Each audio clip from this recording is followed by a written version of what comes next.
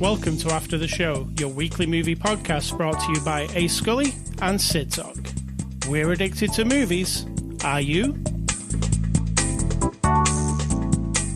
Hello, welcome to After the Show. Hello, Sid Talk. How are you? Hello.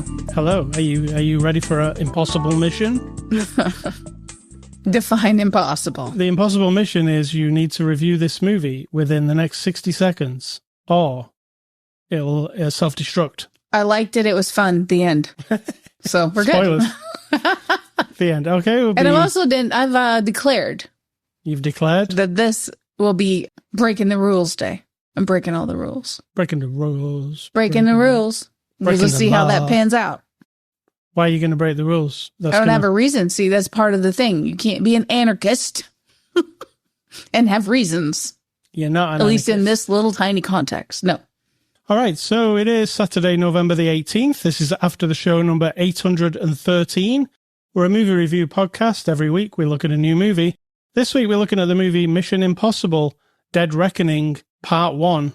That's a very long title, Sid Talk. Mm-hmm. Probably too long for its I didn't make it. It's a 2023 movie. Release is on Blu-ray 4K, streaming now. Rated PG-13 from our friends at Paramount, who let us watch a streaming version. Sid Talk, give us a synopsis of Mission Impossible Dead Reckoning Part 1. I mean, it's Mission Impossible. I don't know. There's a big danger, potentially the world, and Tom Cruise has to save everybody. I'll give you the one off the box. Oh, and there's AI now. Yeah, everything has AI now, doesn't it? This one, though, I'm almost on board with them actually getting it what it is, but I'm not a super nerd, so I don't know. On the box it says Ethan Hunt and his IMF team must track down a dangerous weapon before it falls into the wrong hands. Like I said, the world is in danger and Tom Cruise has to fix it. Well, Ethan Hunt. All right, so this is Mission Impossible number 7. I had to get out the old calculator to figure out which one it was. We had to get the slide rule of Mission Impossible movies. We've seen them all. I've enjoyed them quite a bit. All the way back from the first one. One of the very first DVDs I owned. The first Mission Impossible. And I watched that one a lot because I had it on DVD. Sid Talk, what did you think of Mission Impossible Dead Reckoning Part 1? I thought we covered this. I liked it. It was fun. No, in a more in-depth manner. I'm breaking the rules, but I'll tell you. I was actually, sometimes the mood you're in will amplify or magnify whatever the reaction experience of the movie is.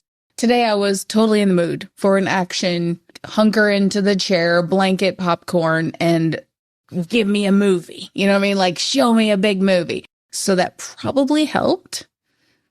And it's got really good stunts, really good, looks gorgeous. I don't mind the story, even though it's just the same thing. Oh, we're going to have to save everybody because something's threatening the whole of the world and blah, blah, blah. But I was enthralled, as basic as it is, right? I mean, there are question marks about some motives and some holes here and there. It gets a bit convoluted. But it's like I don't care sometimes, and today was one of those days. I just didn't care. And sometimes you can just do that. Like, I'm not here to analyze or criticize. I can review it for you, but I'm not criticizing it. I think you're right about it feeling, even though it is a big, massive Mission Impossible movie with all the things Hold on, did you say I'm right? Yeah. Fantastic. All the things that you think you know and want from a Mission Impossible movie. It does include all that stuff. But I think you're right in saying that it's more basic than the other ones, story-wise. Because it's really it's not much of a story, is it?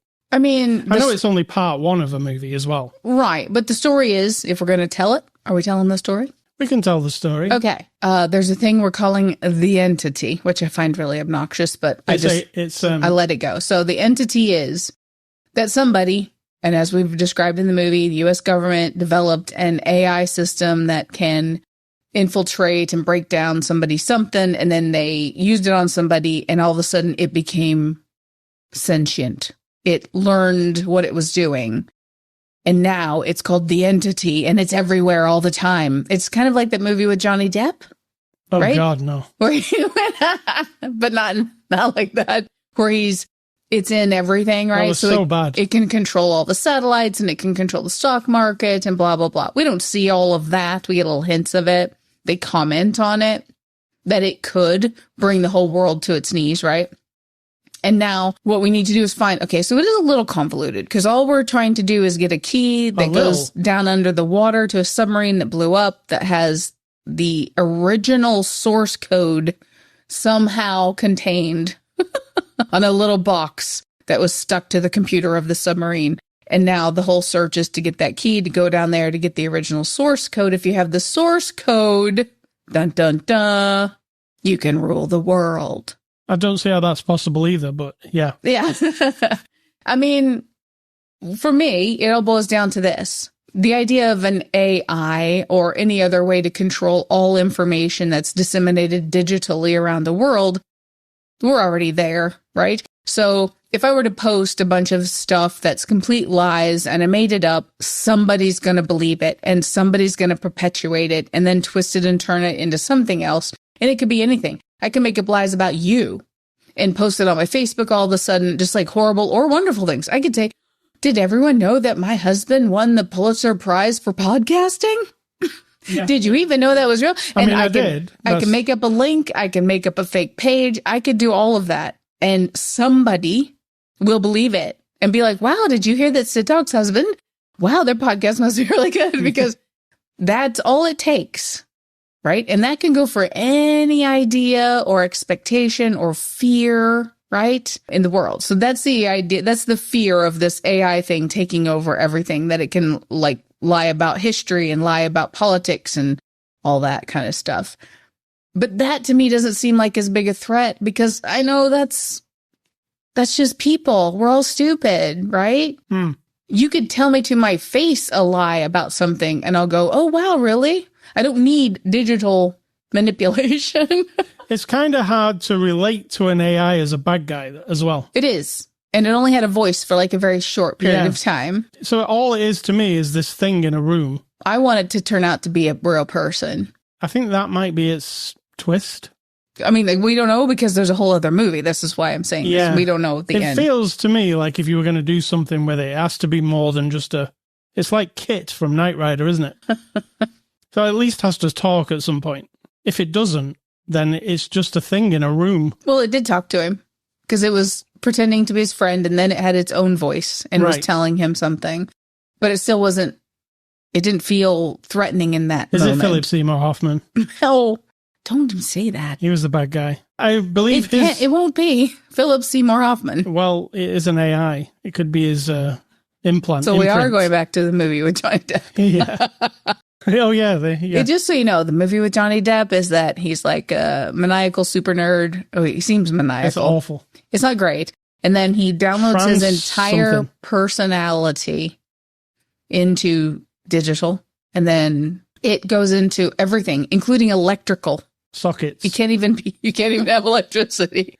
So, and then the end of that, the whole world has ditched all electricity, all digital everything. Like cell phones are laying on the ground. The world is in kind of chaos. It sounds better than it is. It does. I told it really well there, but it's either called transcendence or transference. It's one of those. I don't think it's either of those, but it could be possible. Yeah, it sucks. I mean, it's really bad. I don't know if it's really bad. I just think the premise of an AI it feels almost lazy, even now, in this day and age. It depends on how you're doing it, right? I want a story, here, Hollywood, are you listening? Where this AI entity that I'm creating, the nemesis in my story, has actually been developing since Edison or whoever in the whole of the world invented electricity or being able to communicate over wires, that it's been actually growing since then. It was actually created then. Right. And it's been growing ever since. See? I don't know how to make that work. I don't like it. I don't like it. I don't want it. No to Hollywood. Or like it exists as some weird entity in the world, and once they sparked electricity, it came to life. I think you should go make this with Johnny Depp. Did you know that I won the Pulitzer Prize for writing movies? And I am science fiction. I am actually Johnny Depp. So, yeah, it has all the elements of a Mission Impossible movie, apart from when I said that it doesn't really have a bad guy because it's an AI, it also does have a bad guy, doesn't it, that they stuck in there too. Yeah, I think because a reasonable person writing a story about AI taking over the world knows that AI doesn't exist. Yeah, First there's of all, nothing to fight. it doesn't exist. It is literally humans inputting information. And then, yeah, you don't have a corporeal form to, like, you know, get on the top of a train and have a knife fight. I mean, clearly, I've just had this thought in my mind, right? So this second Dead Reckoning Part 2, it has to end in a mission where Ethan Hunt drops down on wires through a laser grid to get to the core of the AI to ruin it. Oh, you mean like, I get you. Like, yeah, like a callback. This actually does a callback to the, ducking down under a tunnel on top of a train. Mm-hmm. So, yeah, I could see that in the second part of this movie where he does that. In fact, you know the room that it was housed in inside the submarine? Mm-hmm. If that was bigger, that room. But how big was that friggin' submarine? That room looked like the place where Darth Vader cut off Luke's hand. It was a very big submarine. Yeah, it was gigantic. And then it's a submarine. How could that weird room exist? Well, it's like the TARDIS. It's the movies. True. There's a lot of cool stunts in this movie. You don't like car chases much. I don't. I think you did like this one. I did. Because it's almost like a comedy car chase. Yeah, it wasn't testosterone-y fueled to me. It was more like really up close, cameras in interesting places, obviously different drivers driving. So one of our protagonists / antagonists potentially is a lady, and she's with him in a car, and she's driving, but she's never driven in a car chase. And so we kind of lean into that. Also, he's a little freaked out when he gets into the one car that's not really great for driving, and he's actually, it shows he's not Mr. Proficient at everything, which I really liked that. And then I just really like the up close guttural noises, like where you've got a camera right where this car is going to crash right into that one, as if knowing you can't put a person in between there, but you could put like a GoPro, or you could have a drone floating where the two cars are going to crash, and that's how they got it. And it's like Bourne Identity fights. Yeah. The up close guttural sounds, and for that reason, I liked the car chase. And this movie has a bunch of set pieces, including your big stunt that Tom Cruise does. He tends to do one in all the films. I don't know if he did one in the first films, though, do you? I think it was kind of in the middle of it where he started doing that. He does a big giant stunt that is very impressive. And I think it's more impressive if you watch the extras on this. Yeah, I was going to say, in the movie itself, it happens very quickly. Yeah, and there's no big lead up to it. I mean, what we're talking about is he drives a motorcycle off of a cliff and then does a parachute. Like a base jump, basically, but with a motorbike. Right, but base jump doesn't mean anything to me. So he just jumps off on the airplane. He goes off this ramp, which is a big rock, flies in the air, opens a parachute, bada boom, bada bing. And he actually does it in real life. But in the movie, if you don't know that ahead, because you even said something to me, which I don't always love, but you do it anyway. Oh, he's a big stunt in here that he actually did. So then I'm anticipating. So then it's like, oh, was that it? And you're right. Watching the extras and seeing him learn how to do it, knowing all the training as a person, watching another person do a thing like that, I was like, oh, right on. But in the movie, it didn't have any more impact to me than like if it could have been green screen. Correct. It could have been fake. It could have been anything. It's just knowing that it isn't. It's kind of like we watch these guys called F-stoppers. They do photography and they do like video or photography critiques.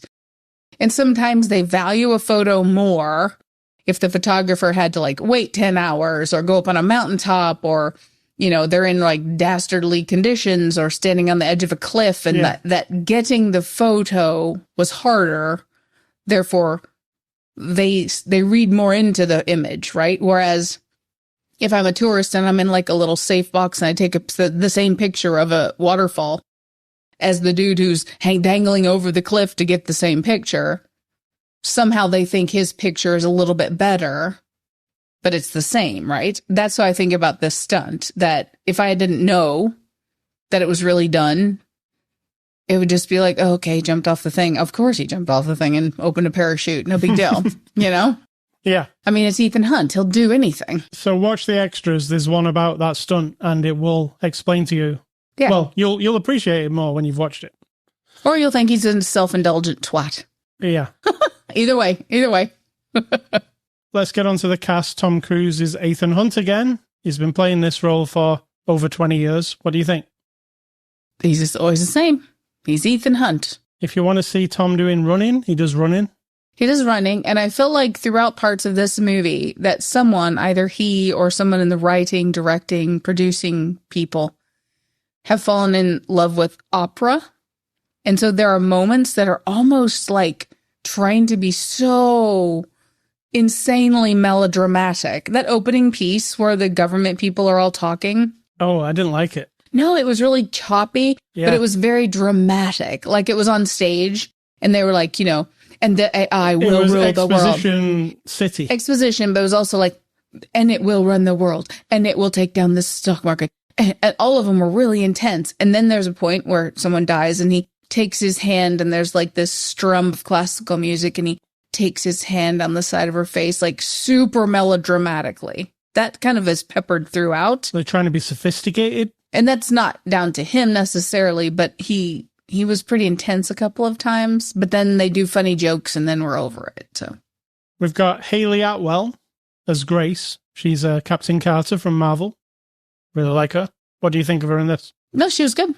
She really fits this. I don't know what that means, but I was like, I think oh, she fits it because you already like her. yeah, that must be it. I'm like, oh, it's Captain Carter. Awesome.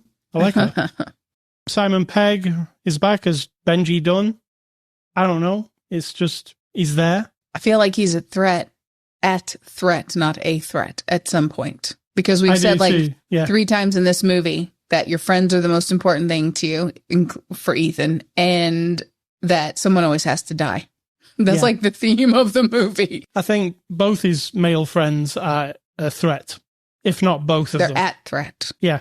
If not both of them in the next movie. Maybe. Oh. Yeah. Talking of the other guy, it's Ving Rhames as Luther Stickle. And he's same as always. He's very serious. And he You know, explains- if you like them, they're there, right? There's not really much to them, though. I wouldn't want to replace them at this Right. point, though, because they're part of the crew. So We've got Rebecca Ferguson returning as Isla Faust. I like her. Do you? I like her. She's very intense as well. There's not a lot of levity with her as a character. But then if you think about her life as a rogue, spy, agent, whatever she is, she probably doesn't have a lot of humor in her life anyway. We've got Vanessa Kirby as the White Widow. She was in the last one, too. Didn't remember her, but I liked her. What's really funny is she's got a very heavy Scouse accent in real life. Yet it doesn't even ever show through, does it, in this movie? No? She's very Liverpudlian. Pom Clementif as Paris. She's like she is Mantis from Guardians of the Galaxy, that lady. And in this, she's like a Bond villain. Yeah, she's very deadly. Yeah. And she's just coming for you. She's ruthless. Yeah. And she's kind of psychopathic because she's really enjoying it. I enjoyed her more than the actual baddie, Yeah. who is Issei Morales as Gabriel. And Very serious. I didn't really like him, though. He was kind of, I don't know, I was just like, oh, he's really overplaying him. But that's what I'm saying. There are times in this movie where they're leaning into this very theatrical stuff. Yeah, and he was doing it a lot, wasn't he? Mm-hmm. Also, he barely ever had a gun on him. So whenever anybody came at him, he had to have like a knife fight with them or a... That's all right. I was like, if you're like this baddie that is Yeah, to but be... he's not traditional baddie, is he? This is a guy who somehow, his name is Gabriel. So if you're Bible-y or whatever, then you know Gabriel is the angel of death. And that's his thing. He is ready to be the servant of this AI, i.e. his God, and will bring down the destruction of all things in order to like fix everything. Sort of a Thanos philosophy, right? Yeah, I think that's kind of what they were going And for. so his mind, if you think about that person, his mind has had to go to where nothing matters except this goal. And Right. that's just how he plays it. Like he's really gone into that mindset. And you know what I really liked in this movie? This is the last person. Shea Wiggum. He's the guy who's like the cop or FBI or whatever. Oh, I don't like him. I love that guy. Oh, I don't. And he's hilarious in this movie. He's been something in a movie that I didn't like, and it transferred. Oh, okay. Well, in this movie, I found him very funny. He's almost not supposed to be funny, but he is funny. You know? He's just you, because I found him where he super puts his fingers in a man's mouth at one point, and then another point where he just is like pulling at a guy's face. Right. Well, we have to explain in the Mission Impossible world, they have technology that you can make a face, like a fake mask that looks, it's not all bulky and weird. It actually looks real and you can talk and everything. Well, he stops a couple of people thinking they're Ethan because the AI is controlling them, and it's not. So in order to try to rip the plastic face off, he's sticking his fingers, like smushing their real face around. I didn't find that particularly funny. And also, it could have been anyone. That guy was also in Agent Carter. I really liked him in that. And he was also in Fargo. I liked him in that too. I don't like his over-intensity. I don't know. There's something about him in this where he just made me laugh. So let's move on to the director, Christopher McQuarrie. He did Mission Impossible Fallout, Mission Impossible Rogue Nation, and Jack Reacher with Mr. Cruise. So what do you think of this director? I mean, the directing, the cinematography, all of it seemed exactly right for this movie. One thing that a director of photography thing was this movie looks incredible all the time. Mm-hmm. Like, it's really sharp.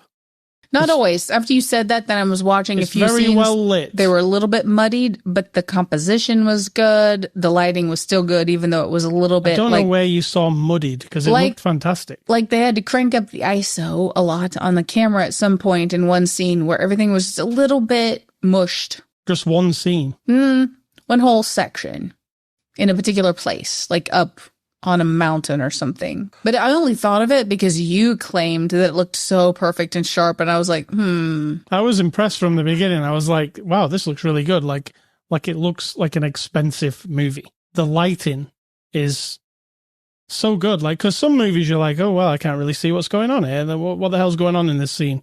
Why are we running through a dark alley? Mm-hmm. This was never like that. You could always they were even literally fighting in a dark alley, and it was well lit. Yeah. Yeah, you never lost sight of what was going on. But again, that's probably not the director who does that. It's the director of photography, right? Yeah. If you're lucky, it's a combination. Yeah. So IMDb reviews, what are those? There's a website called imdb.com, and people, we're going to say people. I'm not sure if it's still people anymore. Write little reviews, and they don't like it, so they put 1 star, and they take time of their life, their precious life, to write sentences like, worst movie ever made, I want the time of my life back, and you love to read them. All right, so the first guy says, this film was absolute garbage. Super long camera zoomed in face dialogue, over-explaining stupid phrases that nobody cares about. Also, seemed done in a way that told me for most of the film most actors weren't in the same room with each other, but were added together in post. If you notice this, you are great. That's it. This next guy says, this is the longest foreplay without sex that I've ever seen. The movie's like watching paint dry, a spit in the face to the audience. This generic-ass movie has been made 100 million times already. And then it ends, and it tells us it's only the beginning. I mean, every movie's pretty much been made before. I mean, the clue was... We're having a hard time with originality and also, humanity. The clue, when you went to watch it, where it said part 1 in the title. Yeah. That tells you that it's probably not going to have a satisfying ending. But, on that point, the ending's actually quite good. I mean, it's fine. It's fine. And I don't know if it's good. I mean, you do want to see the next one, so it works in that respect. Well, you and I do. That person doesn't seem to. I want to see what happens, yeah. And then number 3 guy says, Tom Cruise still can't hang up his ego. The worst franchise in history. Character development is like watching a CW show. There is nothing about Cruise's acting. He is a cardboard cutout. His action and stunts are terrible.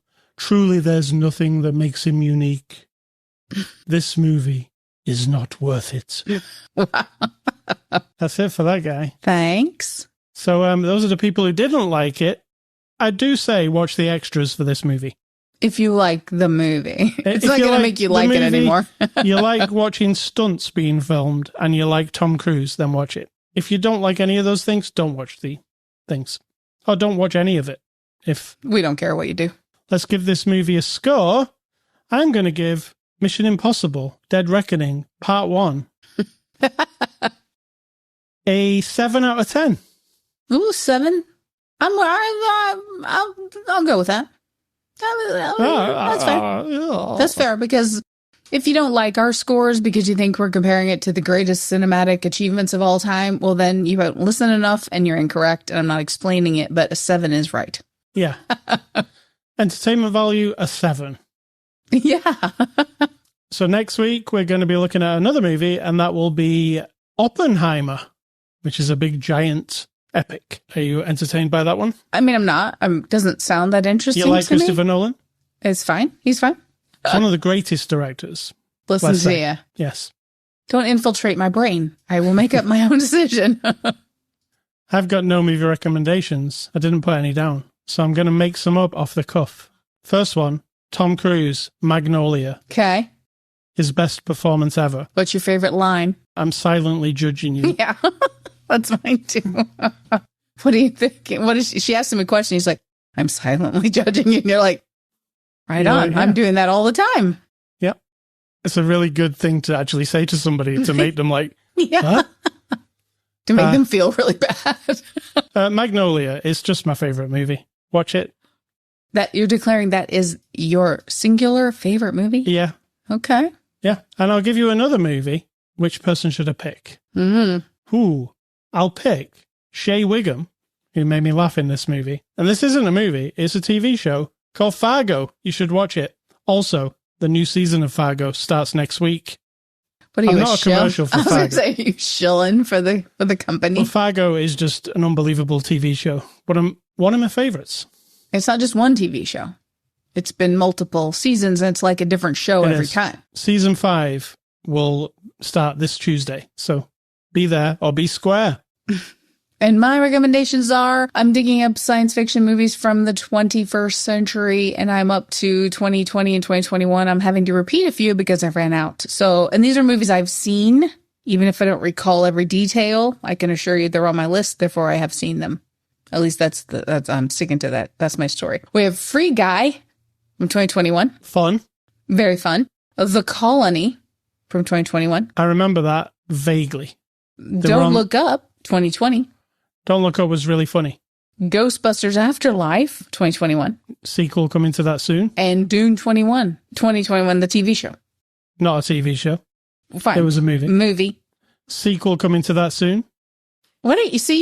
You're selling for these. Are these people giving you money? Yeah. Backhanders. I get 1 cent for every time I say sequel coming next. Well, then you're not saying it anymore. If they're giving you 1 cent, Sequel coming next. screw them. Get 2 cents at least. All right, Ace Scully stuff. I've been playing a game. Do you remember the game Lake, Sid Talk? Yes, of course.